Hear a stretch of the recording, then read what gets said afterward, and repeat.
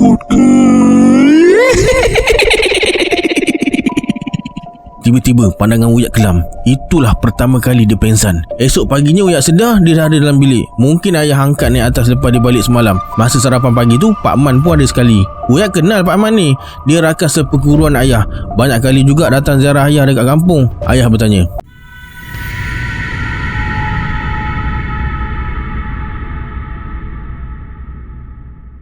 A'udzubillahi minasyaitonirrajim. Bismillahirrahmanirrahim. Assalamualaikum semua, kembali lagi bersama saya Syarul.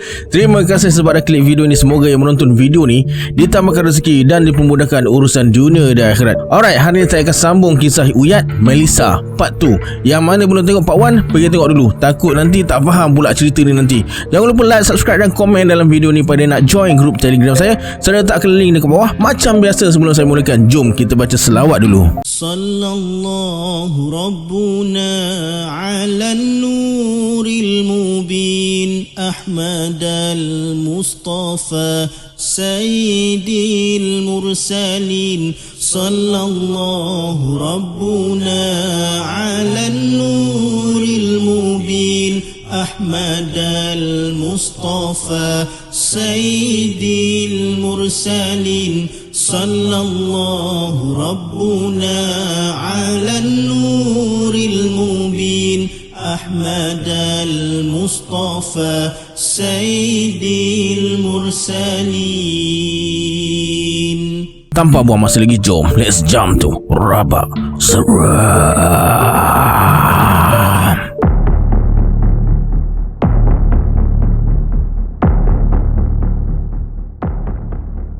Macam mana Abang Ram pasti yang dekat bawah tu bukan Nora? Sebab yang tu tak ada kepala, batang leher je yang ada. Abang Ram jatuh terduduk dekat hujung tangga dan nampak Nora yang tak ada kepala tu naik perlahan anak tangga. Abang Ram terkaku, nak berdiri terasa macam tak ada kaki, semua longlai. Kan aku dah kata, aku dah datang.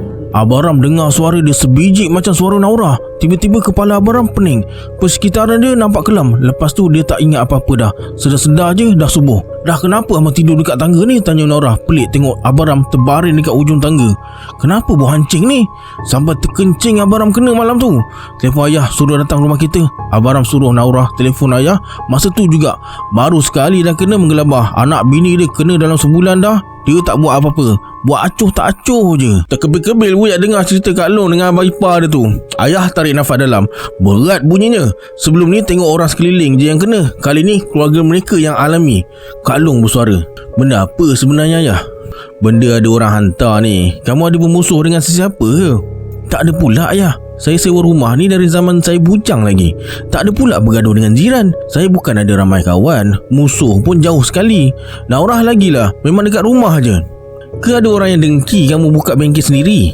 Sudahlah tu, jangan fikir bukan-bukan. Nanti sibuk syak orang buat kita. Tuduh orang yang tak betul, nanti jatuh fitnah. Tak apalah, petang nanti kita jemput Pak Man.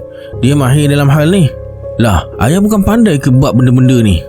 Tak apalah, ayah pun bukan pandai mana. Lagipun kalau minta tolong Pak Man kau tu, boleh juga bagi dia upah. Boleh tolong dia. Nak bagi duit free macam tu je, tidaknya dia nak ambil. Kalau asbab kerja ni, mungkin dia terima.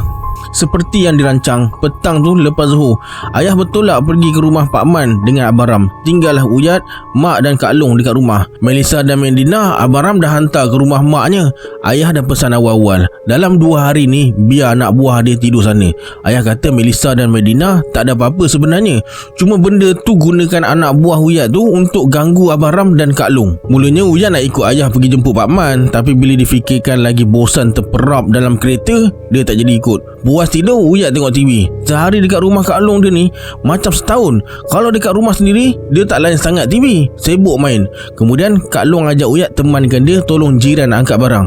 Dia nak pindah. Uyat kalau tak kenangkan Kak Long suka layan dia, rajin bancuh susu masa dia kecil, tidak je dia nak ikut. Kak Long suka layan Uyat. Kak Ngah pula jenis kaki TV. 10 kali Uyat minta bancuh susu pun tak dibuatnya lagi. Kejap ya dek, Kak Ngah tunggu habis kartun ni kejap. Lepas satu kartun tu main dekat TV. Tak habis-habis kartunnya. Tak tahulah dia nak tunggu kartun yang mana satu habis baru dia bancuh susu. Sudahnya Uyat baling botol susu ke kabinet TV. Berderai pecah cermin kabinet. Sampai sekarang kabinet tu buta sebelah mata, tak ada cermin. Uyat bangun daripada terlentang depan TV ikut Kak Long. Dia tengok selang 3 buah rumah dari rumah Kak Long ni ada lori besar depan halaman rumah. Adalah dalam 2-3 orang lelaki tengah angkat barang. Rumah Kak Nah dengan Kak Siti ni Uyat kenal sebab dia pernah ikut Kak Long pergi rumah tu dulu. Kak Nah dengan Kak Siti ni menyewa sekali. Rapat sejak sekolah lagi. Seorang nurse, seorang lagi cikgu. Dua-dua tak kahwin lagi. Umur lewat 30-an dah. Uyat berjalan ikut belakang Kak Long. Selang sebuah rumah lagi nak sampai rumah Kak Nah dan Kak Siti, tiba-tiba Uyat rasa ada angin berlalu kuat dari belah kiri dia. Angin tu macam ada benda berlari. Zoom. Macam berdiri tepi jalan, lepas tu ada lori besar lalu. Zoom.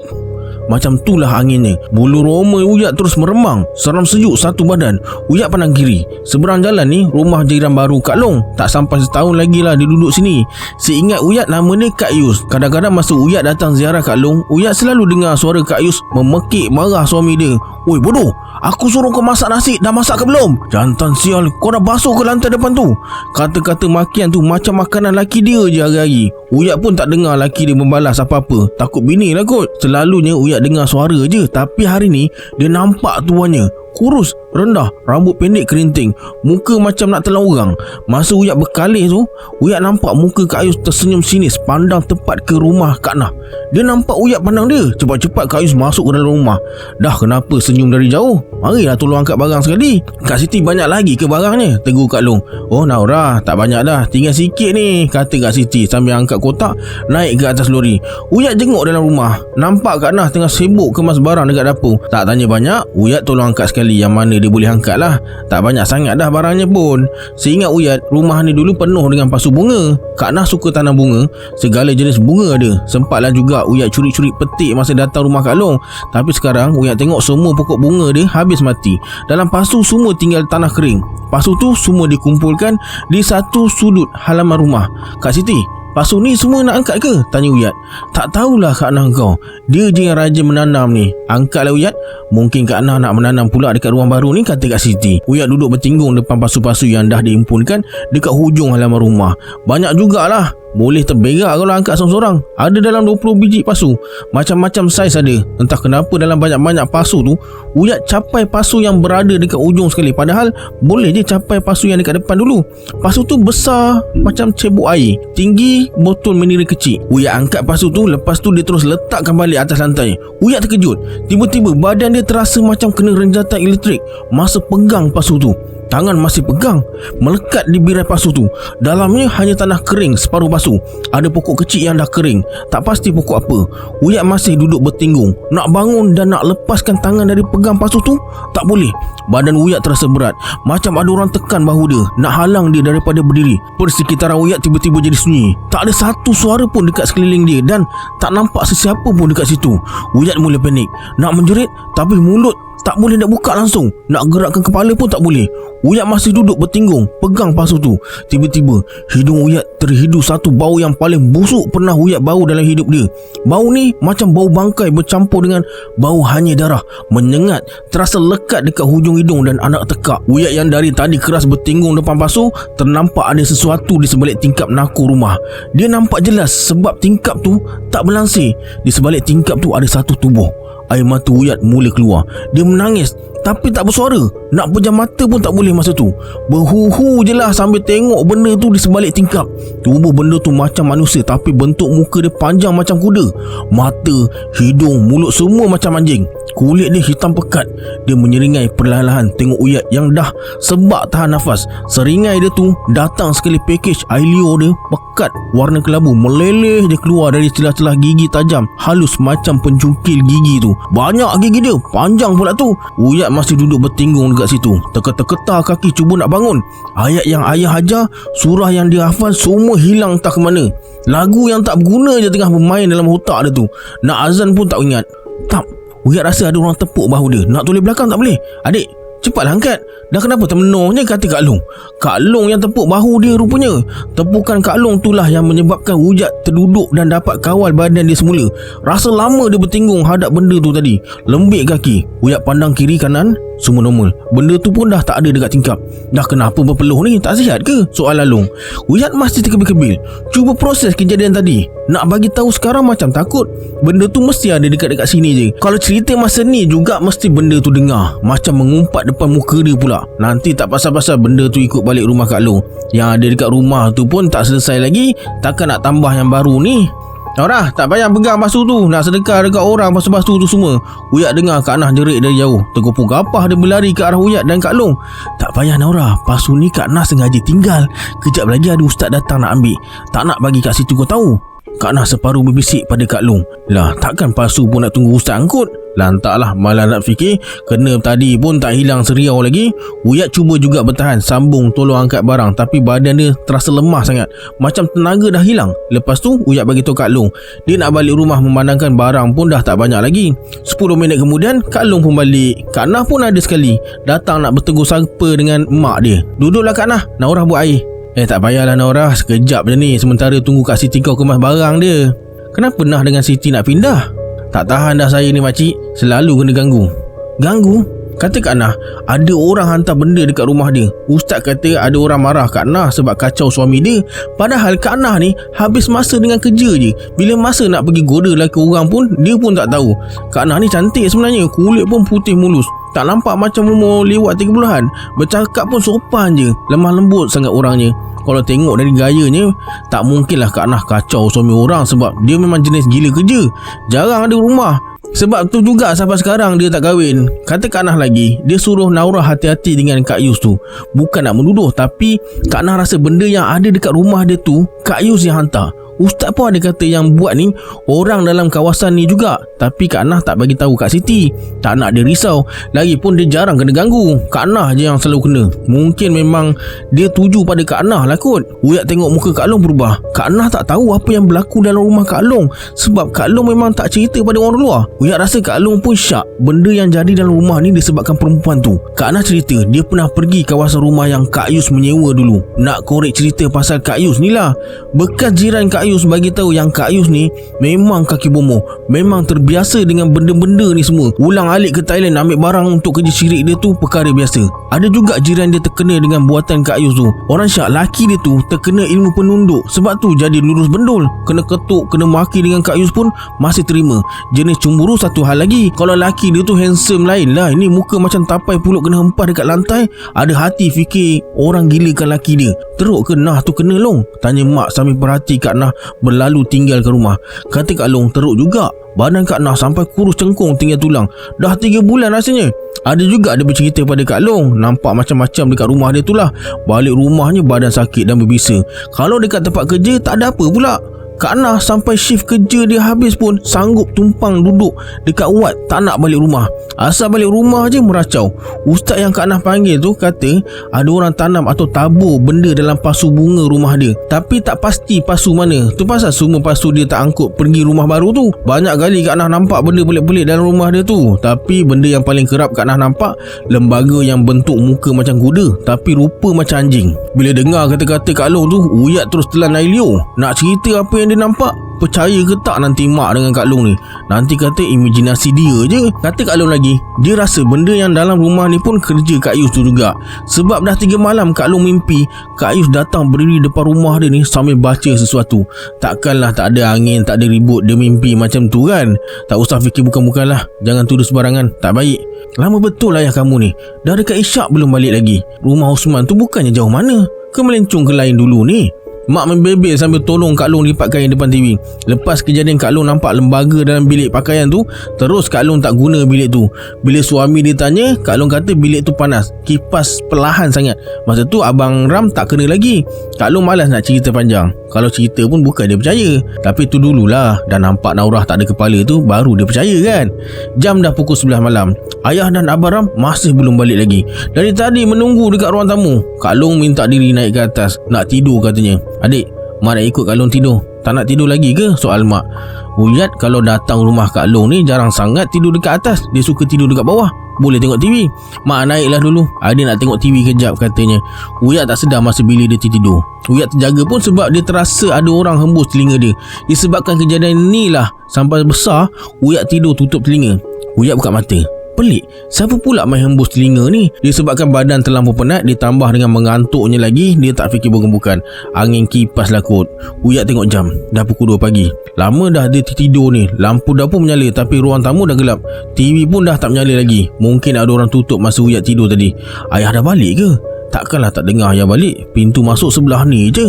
Uyat cuba lelakkan mata semula. Tidur bawah je lah. Alang-alang tunggu ayah. Malas tak nak naik atas. Penat angkut barang petang tadi pun tak hilang lagi. Tiba-tiba tap, tap, tap, bunyi orang turun tangga. Mata masih pejam, terbaring peluk bantal. Mak lah kot yang turun tu. Tak pun Kak Long. Tap, tap, tap. Takkan turun tangga tak sampai bawah lagi? Bukan banyak pun anak tangga rumah Kak Long ni. Ada dalam 13 anak tangga je.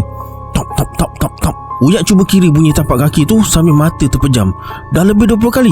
Apakah hanya main turun naik tangga ni? Rasa nak marah juga, tidur terganggu. Dah lah letih petang tadi tak hilang. Uyat buka mata sambil baring. Dia angkat kepala sikit, toleh ke arah anak tangga yang berada dekat hujung kepala. Kosong, tak ada siapa dekat tangga tu. Salah dengar lah kot. Uyat letak kepala semua, golek-golek kepala atas bantal, cari posisi selesa. Tap, tap, tap. Bunyi lagi. Uyat angkat kepala, toleh ke arah tangga. Kosong, tak ada orang. Tapi bunyi orang turun tangga tu ada. Tap, tap, tap, tap. Mungkin dia dekat hujung tangga baru nak turun kot. Sebabnya sebahagian tangga ni tertutup dengan bahagian atas tingkat bawah rumah ni. Jadi hanya separuh anak tangga tu je lah boleh nampak kalau tengok dari bawah. Uyat bangun, duduk tegak. Siapalah yang lama sangat turun tangga ni? Uyat duduk menghadap tangga dalam keadaan separuh mengantuk, separuh lagi nak maki orang. Tap, tap, tap. Uyat nampak ada macam bayang-bayang tengah turun tangga. Uyat nampak kaki kurus kecil kakinya. Dina kot. Dina ke? Usu ada dekat bawah ni. Dina nak kencing ke? Tanya Uyat. Diam pula budak Dina ni. Kalau nak kencing tu cepatlah. Dah lah main kira anak tangga. Usu kau ni dah mengantuk. Uyat perhati je kaki Dina turun tangga perlahan-lahan. Tap, tap, tap. Sambil duduk, Uyat pejamkan mata semula tunggu Dina turun sampai ke bawah. Dina tak ada dekat rumah. Uyat rasa dia terdengar suara dia sendiri dalam kepala, seolah-olah cuba kejutkan dia. Memang Melissa dengan Dina tak ada dekat rumah tu. Serta-merta Uyat buka mata. Mata terus terbuntang, hilang terus rasa mengantuk, macam baru kena tampar. Muka terasa panas. Benda yang berjalan turun tu bukan Dina. Kaki yang kurus tu bukannya kaki tapi tangan, sesuatu yang menyerupai manusia. Sekarang Uyat nampak separuh badan dia. Tap, tap, tap. Dia turun tangga merangkak. Benda tu merangkak secara terbalik. Maksudnya dada menghadap ke atas, bukan ke lantai. Uyat nampak benda tu perlahan turun tangga. Rambut dia panjang mengurai ke belakang. Muka dia menghadap ke atas. Pakai baju warna putih. Tolong jangan paling dekat aku, tolonglah. Uyat berdoa dalam hati. Tup, tup, tup. Jantung dia berbunyi. Dia turun tangga tu betul-betul sampai semua badan dia Uyat nampak. Sikit lagi nak habis anak tangga tu. Dia berhenti dekat situ. Letih kot. Yelah, orang turun tangga berjalan elok. Dia turun merangkak. Uyat masih terkaku, duduk tercongok. Nak gerak pun tak boleh. Nak jerit lagi lah. 2 kali dia kena hari ni. Tak boleh gerak macam kena petang tadi. Benda tu berpaling perlahan ke arah Uyat. Muka benda tu sebiji macam muka Kak Long, tapi sebelah muka dia hitam, buruk, terkopak sana sini kulitnya. Dia tersengih. Sengih dia tu menambahkan gerun pada mata dia yang berwarna putih. Uyat menggeletar. Terdengar benda tu bersuara. Takut ke? Tiba-tiba pandangan Uyat kelam. Itulah pertama kali dia pengsan. Esok paginya Uyat sedar dia dah ada dalam bilik. Mungkin ayah angkat naik atas lepas dia balik semalam. Masa sarapan pagi tu Pak Man pun ada sekali. Uyat kenal Pak Man ni. Dia rakan seperguruan ayah. Banyak kali juga datang ziarah ayah dekat kampung. Ayah bertanya, adik nampak dia ke semalam? Haa, lamanya ayah pergi semalam. Kami tunggu sampai pukul 11 tak balik lagi. Biasalah, dia tahu kita nak halau dia. Macam-macam lah dia buat. Mujur ada ayah. Kalau tak, Ram mesti patah balik dah. Jadi apa?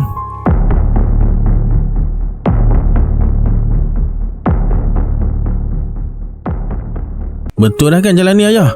Letih dah Abang Ram. Dari petang tadi lagi terperam dalam kereta, tak jumpa rumahnya. Abang Ram kenal jalan nak ke rumah Pak Ahmad ni, cuma ingat-ingat lupa. Tapi tak mungkin sesat. Rumah Pak Ahmad ni tak jauh pun dari kampung ayah. Adalah dalam 2 jam jarak perjalanan. Abang Ram pernah ikut ayah masa hantar barang ke rumah Pak Ahmad tu dulu. Kiri kanan jalan hanya kebun getah orang. Malam macam ni tengok pokok getah pun jadi takut. Rumah Pak Ahmad ni jauh dari jalan besar. Kena masuk kawasan kebun getah dalam 1 kilometer baru jumpa rumahnya. Jalan kebun kecil je, tak ada tar jalan. Muat-muat sebuah kereta je. Tak susah pun jalannya. Lepas jambatan jalan besar, belok kiri, kemudian terus je sampai jumpa rumah papan cat warna merah gelap. Itulah rumah dia. Tapi Abang Ram rasa dia dah lalu jalan kebun ni dah dekat 15 minit. Takkan 1 kilometer jalan tak habis lagi?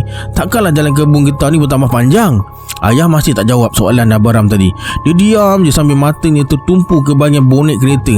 Abang Ram tengok kiri kanan. Hajatnya nak cari lampu rumah orang. Boleh berhenti tanya jalan daripada berjalan tak ada tujuan macam ni. Tapi semua gelap gelita. Hanya lampu kereta dia je yang menyala. Kena pula kita ni Ram, kata ayah perlahan. Seram pula suara ayah ni. Abang Ram pandang ayah. Ayah masih tengok ke depan. Lebih tepat lagi, tengah tenung tajam bahagian bonet kereta. Abang Ram hilang kata-kata. Tak tahu nak cakap apa. Kena pula kali ni. Maknanya, ni dah masuk 2 kali mereka kena game. Tadi masa dekat waktu maghrib, dalam hati Abang Ram tengah maki kereta belakang. Dia boleh main high beam, silau mata. Kalau terdesak sangat nak lintas, tunggu je lah kereta sebelah sana surut dulu. Abang Ram nak ke kiri pun jalan sempit. Sudahnya ayah suruh berhenti dekat bahu jalan, nak suruh kereta tu jalan dulu. Tapi kereta yang high beam tu pun berhenti sekali dekat belakang kereta mereka. Abang Ram nampak pemandunya, seorang lelaki dalam 20-an, turun dari kereta kemudian berlari ke arah mereka. Abang, maaflah, saya nak bagi tahu abang yang saya nampak ada ular hitam sebesar lengan masuk dalam kereta abang. Saya pun tak pasti ular tu datang dari mana, tapi saya nampak dia menyelusur masuk bawah kereta tu tadi. Sebab tu saya high beam abang nak bagi tahu. Sudah, ular dari mana pula datang ni? Lepas bagi tahu, lelaki tu pun berlalu pergi. Macam ada hal mustahak sangat nampaknya. Tapi dia bagi tahu ni pun dah bersyukurlah. Jalan pun semakin kosong, tak ada kereta sangat. Waktu maghrib ni siapalah nak keluar kan? Abang Ram ambil lampu suluh, nak menyusup bawah kereta terasa takut. Buatnya masa Abang Ram terlentang bawah kereta tu, elok ular tu ngap muka macam anaconda. Abang Ram cuma duduk bertinggung je sambil suluh bawah kereta. Ayah tepuk bahu dia. Dah Ram, bukan ular tu, mari kita jalan. Dia nak lengahkan kita, kata ayah kemudian terus masuk ke dalam kereta. Dah kalau bukan ular, benda apa pula budak tadi tu nampak? Abang Ram teragak-agak jugalah nak masuk kereta. Tapi bila tengok muka ayah serius je, lagi gerun dari ular. Abang Ram masuk kereta semula, sambung perjalanan. Malas nak cerita panjang. Dah ayah kata bukan ular lah kot. Tapi dalam hati ni gelisah, takut ada lagi tu. Buatnya tiba-tiba ular tu belik kaki, tak keharu. Ram, berhenti sini, kata ayah. Abang Ram berhentikan kereta tengah-tengah jalan. Kiri kanan gelap, hanya ada lampu kereta dan bulan je. Abang Ram tengok jam, dah pukul 9.30 malam. Rasanya tadi masuk simpang tu pukul 9 tepat. Abang Ram pandang ayah, tunggu arahan selanjutnya. Lepas tu Abang Ram nampak mulut ayah terkumat-kamit baca sesuatu. Mata dia masih pandang tepat ke arah bonet. Kau jangan sampai aku keluar. Aku keluar nanti sakit kau. Tiba-tiba ayah menjerit. Terkejut Abang Ram. Tak pernah lagi dia tengok ayah tinggi suara macam tu. Ayah ni jenis tenang, suka bergurau. Walaupun kadang-kadang dia nampak macam cikgu disiplin. Bila dia jerit macam tu, terasa macam dia pula yang kena marah. Ayah macam tengah marah orang yang berdiri dekat depan kereta. Sebab Abang Ram tengok mata dia panas situ je dari tadi. Dekat luar tu kosong, tak ada sembarang makhluk pun. Dah Ram, jalan. Sekejap lagi jumpa dah tu rumahnya, kata ayah. Betul cakap ayah. Mereka ke depan sikit je dah jumpa rumah Pak Man. Lampu laman rumah Pak Man menyala. Abang Ram nampak Pak Man berdiri depan pintu rumah macam tunggu mereka. Pak Man ni tak ada anak bini. Dia tinggal sendiri dalam kawasan ni, ambil upah menoreh getah. Lama Abang Sen? Macam kena usik gayanya. Biasalah Man, benda banyak muslihat, ada saja nak kenakan kita. Saya duduk tunggu tadi pun ada yang berjengah. Kuat juga bendanya Abang Sen. Ada yang lagi kuat Man, kita ada dia. InsyaAllah semuanya baik-baik. Tadi benda tu duduk tutup jalan, biar tak jumpa rumah Man. Elok duduk atas bonet kereta. Dari simpan depan dia duduk situ. Nak tengok juga selama mana dia nak duduk situ. Patutlah ayah asyik tenung bonet kereta dari tadi macam nak tembus. Nasib baik benda tu tak tunjukkan diri pada aku, kata Abang Ram.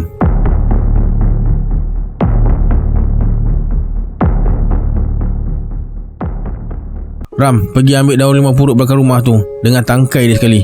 Ambil mula dari pucuk, agak-agak dalam panjang 2 jengkal. Tak lama kemudian Abang Ram kembali dengan tangkai daun limau purut. Uyak nampak ayah serahkan tangkai daun limau purut tu pada Pak Man. Nak buat tom yam kot. Yang lain duduk ruang tamu ya. Pak Man dengan ayah kamu ni nak buat sekejap sikit, kata Pak Man. Uyat ingat nak ikut sekali, nak belajar jugalah apa-apa, tapi tak berani nak minta. Terpaksa duduk dengan mak, Kak Long dan Abang Ram dekat ruang tamu. Pak Man mulakan proses pagi tu dengan laungkan azan ke setiap penjuru rumah. Merdu suaranya macam suara arwah P. Ramlee laung azan dalam filem Semerah Padi tu. Mendayu-dayu. Kalau azan subuh macam ni, lagi lena tidur dia buatnya. Mula-mula Pak Man naik tingkat atas. Ayah berdiri depan pintu rumah menghadap dalam rumah macam tunggu sesuatu. Mulut ayah terkumat kamit. Uyat dengar Pak Man laungkan azan 4 kali masa dekat tingkat atas tu. Selesai dekat atas, Pak Man turun dan berjalan ke arah dapur. Dia ulang benda yang sama yang dia buat dekat atas tadi. Masa Pak Man tengah laungkan azan dekat dapur, mereka dengar bunyi orang berlari dekat tingkat atas. Macam ramai bunyinya. Uyat tengok ayah masih khusyuk, alunkan ayat-ayat suci secara perlahan. Boom! Bunyi pintu bilik atas dihempas kuat. Uyat terkejut. Semua duduk diam atas kerusi dekat ruang tamu. Masing-masing mulut terkumat kamit. Sebelum mula tadi, ayah dah pesan jangan berhenti berzikir. Uyat mula-mula je ikut berzikir. Lepas dengar orang berlari tu, hilang dah zikir. Alif bata je dalam kepala. Selesai Pak Man azan setiap penjuru rumah, dia masuk ke ruang dapur semula. Pak Man isi air dalam satu mangkuk kecil dan celup tangkai daun limau purut tadi ke dalam air tersebut. Kemudian dia renjiskan ke setiap ruang kawasan dapur. Lepas tu dia buat benda yang sama dekat ruang tamu. Mari Abu Husin kita buat dekat atas pula, kata Pak Man, lalu melangkah perlahan-lahan naik anak tangga sambil renjis air. Ayah ikut Pak Man daripada belakang. Tak tahulah apa yang ayah dengan Pak Man buat dekat atas. Tak ada siapa yang berani naik ke atas tu. Selama ayah dan Pak Man dekat atas tu, macam-macam bunyi Uyat dengar. Sekejap ada suara ketawa, sekejap bunyi orang menangis merintih, bunyi menderam kasar pun ada. Perlahan je bunyinya tapi jelas, macam suara perempuan. Dengar macam ayah dengan Pak Man tu tengah tengok TV dekat atas, tapi TV ada dekat bawah ni ya. Mana ada TV dekat atas? Lepas 15 minit bunyi tadi pun berhenti. Pak Man dan ayah turun semula. Uyat nampak ayah pegang sesuatu. Kemudian mereka semua berkumpul dekat meja makan. Ayah letak benda yang dia pegang tadi atas meja makan.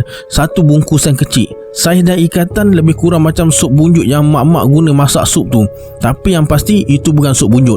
Kain dia berwarna kuning lusuh, diikat dengan benang kasar berwarna merah. Tak tahulah apa ada dalamnya.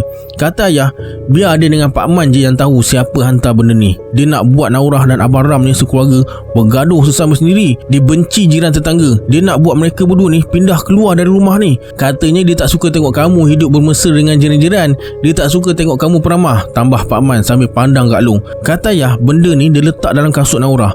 Yang jumpanya Melissa. Dia yang bawa naik benda ni selit dalam almari pakaian. Ayah jumpa dalam bilik pakaian tu lah. Memang ada orang nak buat semua yang ada dalam rumah ni panas. Dia bukan nak bagi mati ke apa. Niat dia memang nak ganggu ketenteraman rumah tangga. Nak suruh mereka berdua ni tak tenang duduk dalam rumah sendiri. Kenapa kakak bawa naik benda ni ke atas? Kakak pun tak sedar masa tu. Bukan diri dia betul. Benda tu guna kakak je. Dah lah tu, benda dah lepas. InsyaAllah tak jadi dah benda ni. Kita dah pulang semula benda tu pada penghantarnya. Kita tak balas balik tapi kita hanya pulangkan. Kalau kita balas, apa kurangnya kita dengan dia? Uyat setuju dengan dakwaan Kak Long petang semalam. Orang yang buat Kak Nah adalah orang yang sama buat Kak Long. Mereka semua pasti. Cuma tak nak suarakan je. Cukup tanamkan dalam kepala. Lepas ayah dan Pak Man jumpa bungkusan tu, gangguan pun berhenti. Kakak pun kembali normal. Tak ada lagi dah perangai sawan dia tu. Kak Yus masih menyewa dekat situ. Tapi bila dia berselisih dengan Kak Long, mesti Kak Yus alihkan pandangan, macam sembunyikan sesuatu. Mesti dia tahu yang Kak Long dah tahu. Kalau ikutkan hati Uyat, nak je pergi serang rumah Kak Yus tu. Tapi mengenangkan dia masih budak-budak masa tu, tak adalah dia nak pergi serang. Cuba kalau sekarang rasa mau penyek Kak Yus tu, kena smackdown dengan Uyat. Okey, sampai sini dulu kisah yang dapat saya kongsikan hari ini. Sebelum kita berpisah, anggaplah kisah ini sebagai hiburan semata-mata. Janganlah terlalu mudah percaya. Hanya yang mengalaminya tahu akan kebenaran sesuatu kisah tu. Kita berjumpa di video akan datang. Saya Syarul. Assalamualaikum. Adios.